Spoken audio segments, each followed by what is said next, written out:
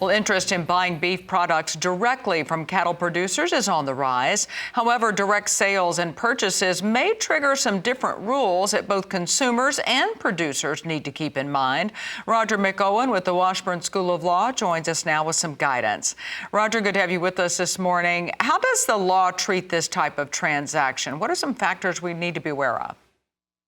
Yeah, well, good to be with you, Tammy. And indeed, it does, as you indicated in the open, I do think that it is on the rise, this interest in buying beef directly from cattle producers. But people have to keep in mind that the law does have some unique rules, and there's an exception that producers and buyers might want to be aware of. Because in general, if you want to buy beef directly from a cattle producer, the law is going to treat the transaction differently, depending on whether the live animal is sold or whether processed beef is sold. And that's the key. And so the matter turns on whether the animal owner is actually the end consumer of the beef.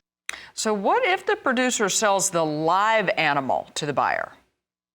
Okay, let me step through both of these. First, with respect to processed beef, if the cattle producer sells processed beef to the buyer, then the processing of the animal has to go through a bunch of regulatory hoops. The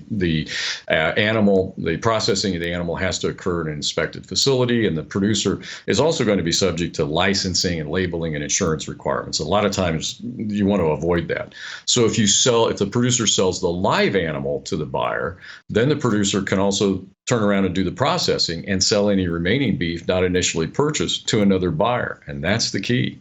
Yeah. So what type of language and agreements need to be included in these types of contracts?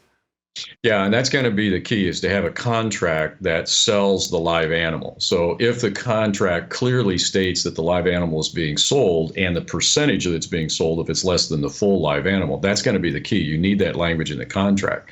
So if a specified animal is sold, identify the animal clearly and calculate the price.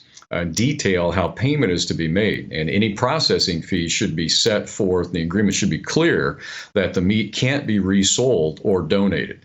Plus, I think it's pretty important to make sure that you clearly state when the animal is the buyer's property. We want that transfer of that live animal to go to the buyer and then turn around and have the seller process that meat. So that's the key point. The owner of the animal and the consumer of the beef have to be the same person. Interesting. Timely advice, because we do know more people are getting their beef this way. That's Roger McEowen with the Washburn School of Law.